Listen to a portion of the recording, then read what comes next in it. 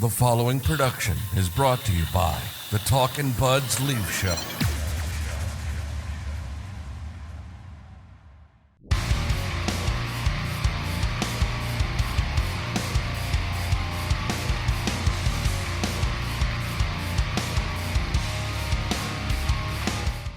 Welcome back, everybody, to yet another edition of the Talkin' Buds Leaf Show. So as I was sitting around earlier today and I'm like, what are we going to talk about? You and I are always joking about, like, we only do this once a week. And when they're rolling and when they're cruising and when they're playing well, like they're 6-1-3 in their last 10. It's hard to because it's not great radio. No, it's To come on here and just gush. Well, let's just be honest here. You want to just be honest? Yeah, let's be honest. Lay out the facts Yes. here. Well, that's what we do in this podcast. The engagement is up when they're losing. Yeah. Oh yeah. And anyone honest. watching us who's a Leaf content creator, you know it's true. Yeah, like that just is what it is. If it's horrible that our world works that way, where negativity drives narratives and passion and good podcasts. Right now, there's just not a lot of negative, not a lot of positive, just a lot of good, bad, whatever stuff going on. So, as I was saying earlier today, I'm like, what are we going to talk about? What are we going to talk about? And then it dawned on me. We're through 20 games. They're 10-5-5. It's been an up and down sort of month and a bit to the season. It's been about a month, a little over a month. Like turmoil out of the gate. And then, like I said, they're 6-1-3 in their last 10. They've really leveled out. And then I just had this flashback to early, like the first couple weeks of the season. And just anytime you put on Sportsnet or TSN, whichever talking head they had in the studio, every time was just like, well, you know what, Ryan?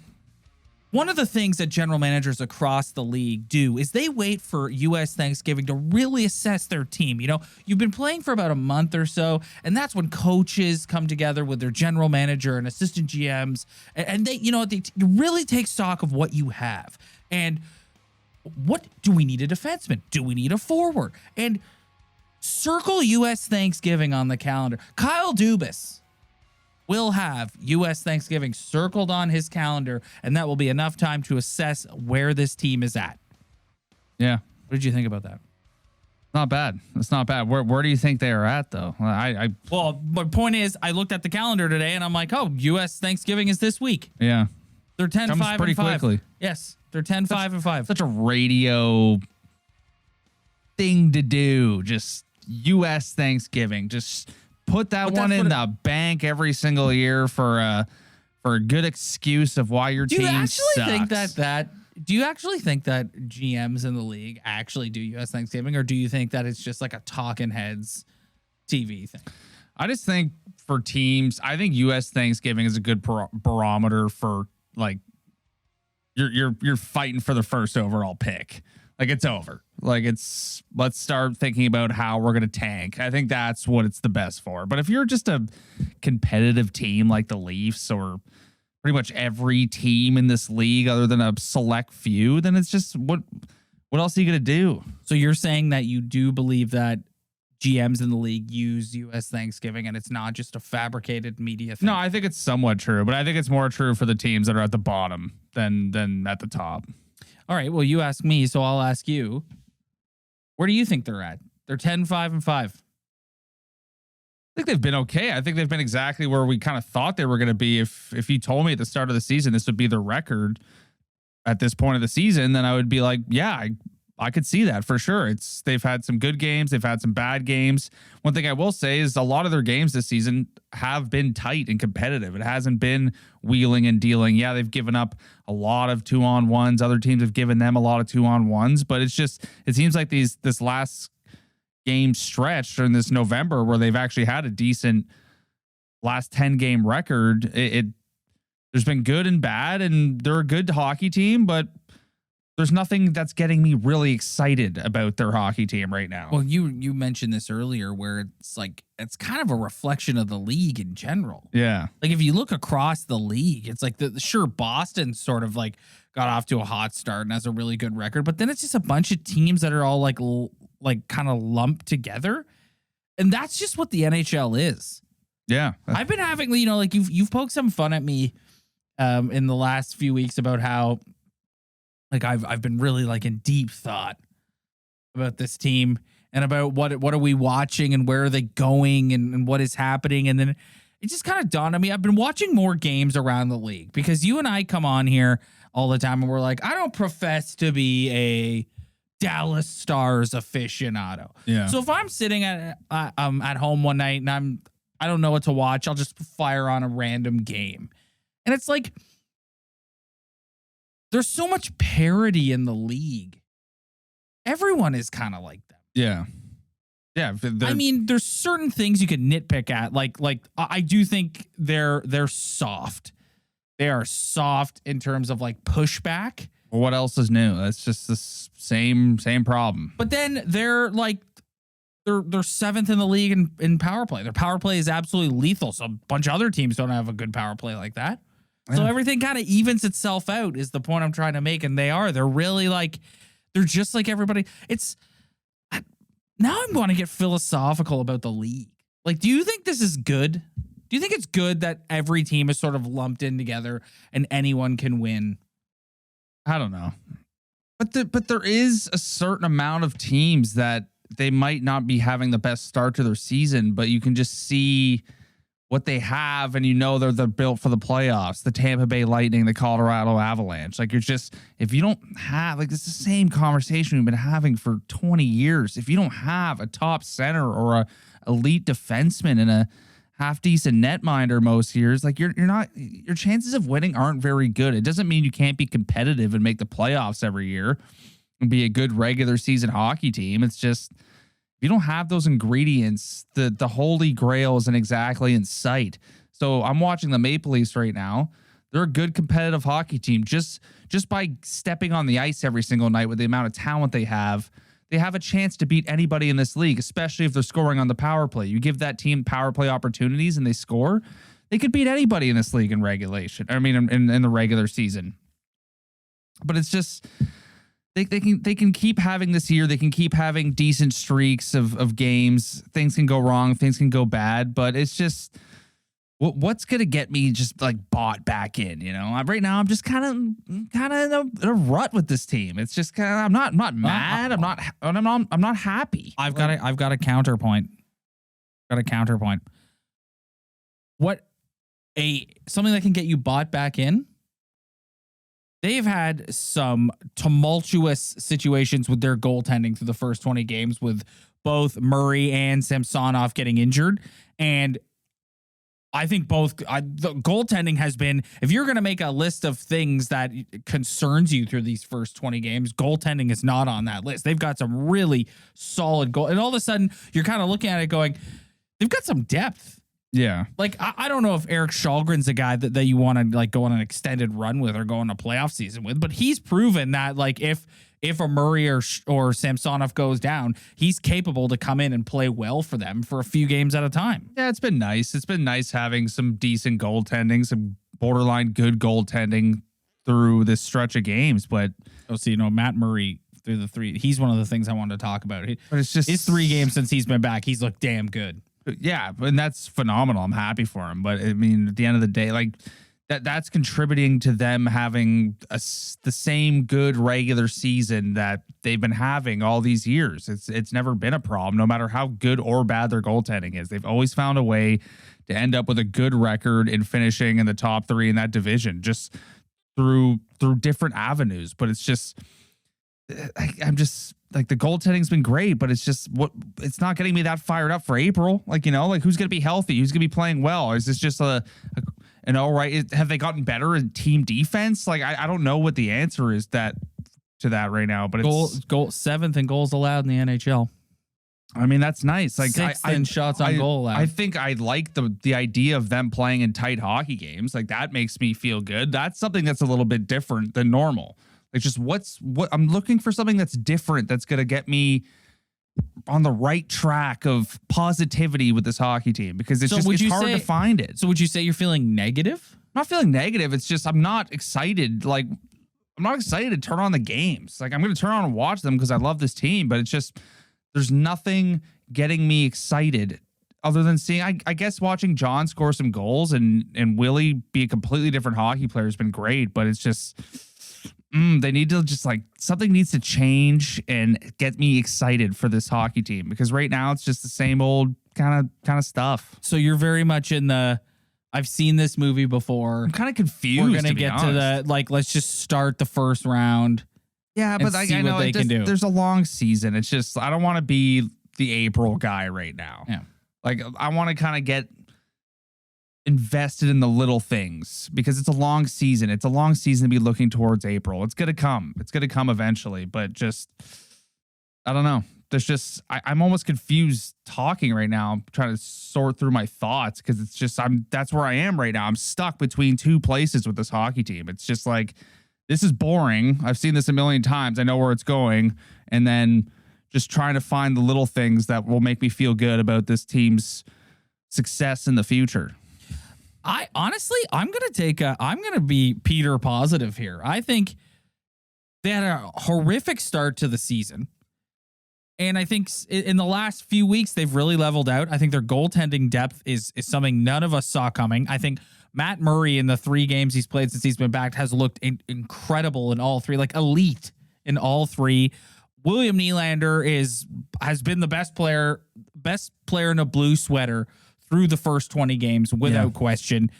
And I just think, like, Auston Matthews is, like, still is right there with everyone else on the team in terms of points when he's quote unquote struggled at times, and like is really struggling to score 5-on-5. But like their defense, like, they lost Jake Muzzin like immediately, and it's just like, I would like to see them add to their team. I think if I'm Kyle Dubas and I'm sitting up there and I'm watching this team every night, and you have cup aspirations, which we can all go through, like, what are the realistic expectations, blah, blah, blah. But at the end of the day, like, they want to win a Stanley Cup, right? This team is currently constituted, and I know it's not entirely his fault. They've had injuries, etc. But this is not a Stanley Cup contending team at this point in time, in my opinion. Could they potentially win a round? All right, but again, you're probably going to come second or third in the division and end up playing a tough opponent in Tampa once again. Yeah. So there's no guarantee they're going to win a round. No. But I just look at them and I go, okay, we talked earlier about the parity. This is a good team that in the grand scheme of the league is kind of in the mix with all the other quote unquote good teams. But, like, what can we get that's going to put us over the hump? And I don't know if they have the ability to go do something like that. Well, we talked about our whole episode last week was on that. Yeah. Right? Yeah, I don't know. There's only so much drastic change that can come from within. So unless you go out and do something crazy to really upgrade this hockey team. What would get you more fired up? Would it be Matthews taking off? Would it be I guess. I don't know. Just seeing someone go on a tear. Just seeing an individual tear. William Nylander, I'll give him all the credit in the world, has looked like a different hockey player this season since day one. I think he's been their most dangerous forward all season. But it'd be nice to see, like, a guy just going like a point tear or something. Get up in the league and in the top of the heap in points, or watch a goalie go on an unreal run. And I don't know. I don't know, man. I feel like I'm just kind of, I don't know. I feel like I'm saying the same thing over and over again. I don't even know what I'm saying anymore. It's just, I don't know. I'm kind of, I don't want to say the word, but kind of bored of this hockey team a little bit. I don't know. I think that's by design. Kipper and Bourne had a great talk about this on their show today. Ryan, this is a defense first hockey team. Like, this is like, I don't think you're going to see somebody go on a big tear like that. Like, there's a 6, like I said, 6 in shots allowed, 7th in goals allowed. Their team defense has gotten way better. He talked in the Buffalo game about making an adjustment with Marner. Like he put Matthews and Marner back together because he wasn't liking what he was seeing from the two lines defensively. So that's where Sheldon Keefe is at with that. The conversation they had was with respect to Nick Robertson about why he can't get into the lineup. And it's because they're trying to have a defensive first mentality. And Nick Robertson is not a very good defensive forward. No. So I think just as Sheldon Keefe is very much like, if we can clean up our team defense, I trust these guys to score goals, which I respect. And you made the point earlier about tight games. That's why you're seeing more tight games. And when you make that point, like I kind of feel like an idiot because I want them to play like that. Like I want them to be better defensively. It's just, I guess I'm thinking about, is that actually going to pan out in the end? You know, well, it's like, is this really going to pan out? This new focus on defensive hockey. Well, I would argue it's better to try something new because what you've tried the last few years hasn't worked at all. Like an idiot. No, because I actually want them to play like that. But I just called them boring. And for all these years, I just been yerping them about playing crazy hockey. And for once, they're not playing crazy hockey. And now you're bored. Here I am sitting here bored. Yeah. You like, can't. What am I doing? You can't. You can't win. Goodness. They can't win with you. Oh, yeah. Now I feel like a complete loser. I just think it's setting in. It's just what, like, I guess at the end of the day, I'm kind of gonna go back to on what I said a couple minutes ago. I guess it is about April, you know. Like, I guess that's what it's about. Yes. Like, it's just. I was literally just about to assess you. My assessment of you is you're kind of sitting here, you're looking at them, and you're going, I already know what's going to happen. Like, they're going to finish second or third in the division. Yeah, exactly. They're going to get a tough matchup against probably Tampa again, because Boston, unless Boston comes crashing down back to earth, they're going to win the division. Still lots of time, I guess. But odds are, I would predict at this point in time, I think second in the Atlantic is a safe bet, which is exactly where they finished last year. And yeah, it's so I think that's why you're feeling the way you're feeling. Yeah, you're like, here we go. We're headed right back to where we've been the last few years, and it's just sort of the same thing. And like, it's setting in. Listen, it's a long season. We're only in November. We got a lot of hockey left to play. A lot of hockey, and there's still just some signs, like just all these OT losses. Like, just, well, I don't even know how you like you can't even, like, it's hard to even practice that. I'm sure they're gonna have to at this point. 3-on-3 OT is so random because it's just chance for chance. But they're not even getting chances lately. Well, no. Well, they can't even get a dangerous chance at this point. I don't think that's the problem. I think like, you watch them in 3-on-3 against the Islanders. It's like, this is a team. I guess they do have to practice it because this is a team that's confidence in 3-on-3 hockey is gone. Yeah, it's gone. Yeah, it's gone. I can't get over that. It's like, come on, you're professional athletes. Why are you so fragile? Mm-hmm. And it's not just them. You see that in sports all the time with guys losing their confidence. And it blows my mind that you can be a professional athlete and something like that can just shake you to your core that easily. Yeah, it's not good. They have not looked good at all. But at the end of the day, at the end of every single regular season, there's always that team that piles up the OT losses and that puts them in a better position. So hopefully, you know, some of these, maybe not the greatest losses, but I'd rather them in OT than in regulation. And then they put together some wins and all those points add up and the Bruins fall down. And I don't know, maybe something happens, but they definitely got to fix it. Listen, your defense. Yes, playing a more defensively structured game is a much better way to take a run at trying to win a Stanley Cup. But it is not the most enjoyable to watch. People chirp those Devils teams. Yeah, but do the they 90s have for a reason? Like, do they have the horses to really play a defensive game though? Because you know what, I could also argue that the amount of 2-on-1s this team's they're leading the league at giving up rush chances. I'm pretty sure. So I don't know if I'm totally buying into them being like an unreal defensive team. I don't think that they're an unreal defensive team, but I think Sheldon Keefe has put an emphasis on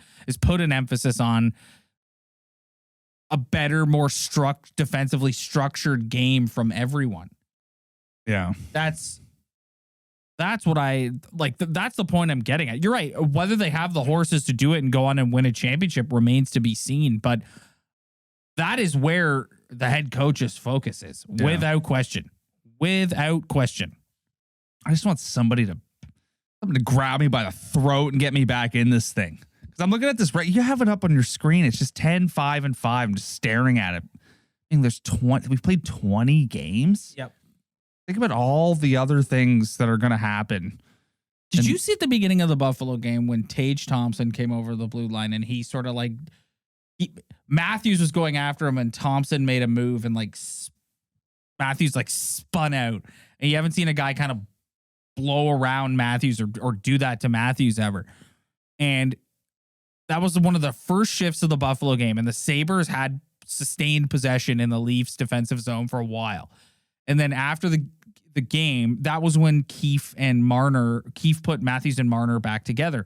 And then after the game, Keefe said early in the game, we were getting dominated in our zone. And I know that, and Mitch and Auston have combined really improved and gotten better and are the best 200-foot forwards in hockey. So he made a defensive minded decision putting those two back together because of what Tage Thompson did.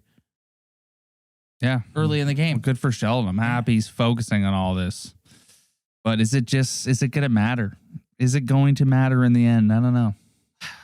I don't know, man. Speaking of Sheldon, fun fact, fun tidbit.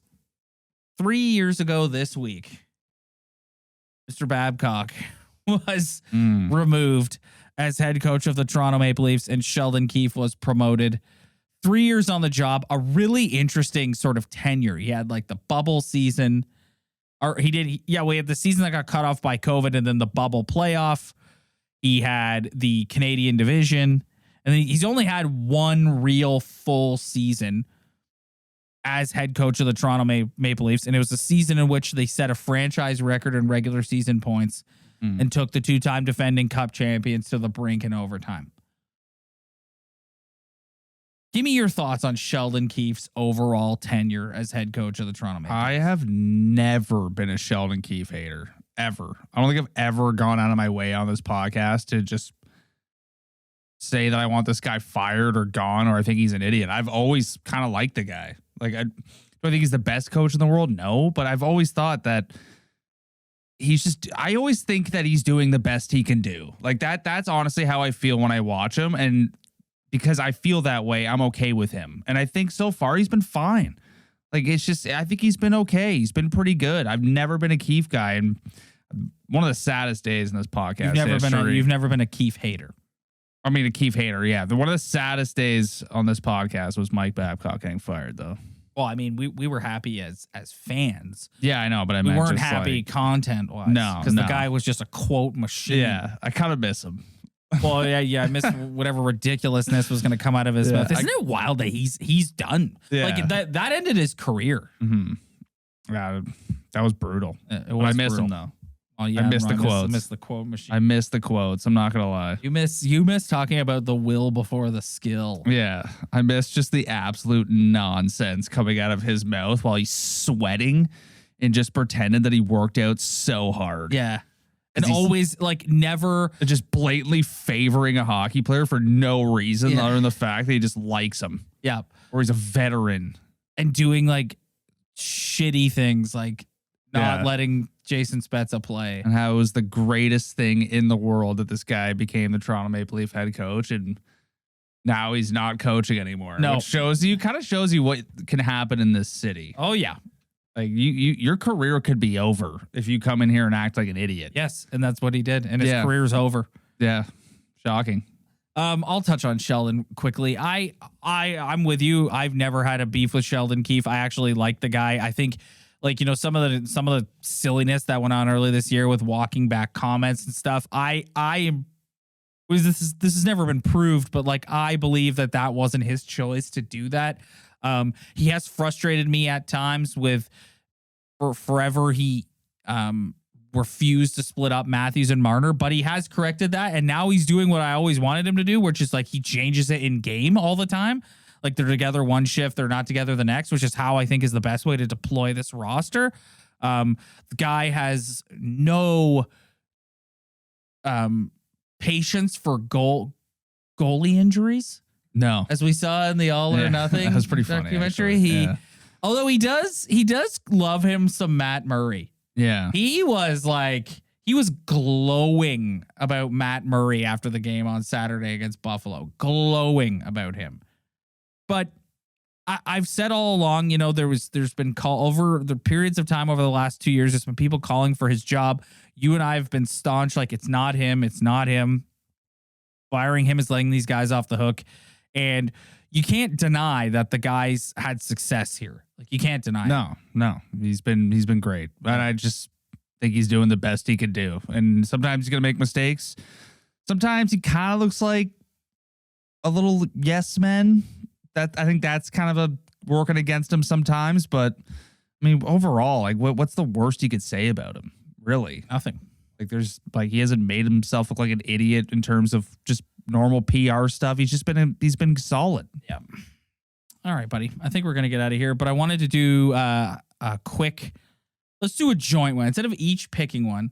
Let's do a quick bum and beauty first 20 games.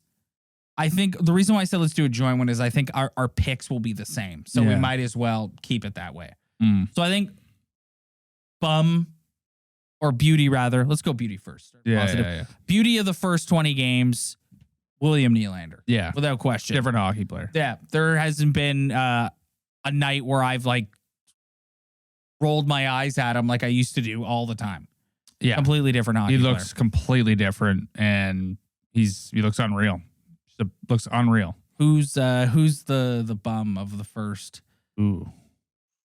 Well, it's got to be a toss-up between Alex Kerfoot. That's what I was gonna say. And you might want to throw a little Justin Hole in there. I gotta go with Alex Kerfoot. I'd like that. Alex Kerfoot. I said it about him last week. Have you ever seen a hockey player that works harder and skates harder to achieve absolutely nothing the way Alex Kerfoot can? Well, he's becoming the joke of us watching every Leaf game. Yeah. Like just every time he's out there, he just does something that's laughable. And then tonight, Cuthbert's on there being like, "Oh, he hasn't scored in 14 games," and you're like, "Oh, of course, he hasn't." Of course, he's had 2 penalty shots this year. Hasn't scored in 14 games. Attaboy. All right, well there you have it, folks. Our 20-game beauty of the season thus far, William Nylander. Our 20-game bum of the season thus far, Alex Kerfoot. Let us know in the comments below who your bum and beauty selections are through the first 20 games. And we're actually going to take a bit of time off here. I'm headed out away on a little vacation as of next weekend. Ryan will be TBD if he puts out some content, but regardless, we'll be back as soon as I'm back. And honestly, that's... Hopefully maybe I'll have my thoughts more clear, because this has been maybe my worst performance of the season. I have no idea how I'm feeling, what I'm thinking, what my opinions are. I don't know. I'm kind of lost as a Leaf fan right now. And I feel like some people can kind of understand that. Some people probably think I'm an idiot, but whatever. Thanks very much for checking us out, everybody. If you like what you see, hit that like and subscribe button below. Spread the word. Tell your friends. We really appreciate it. Also, as always, do the same thing if you're listening to the audio version. Every little bit helps. Leave comments below. Yerp us if you want to yerp us. We love it. We'll see you guys next time.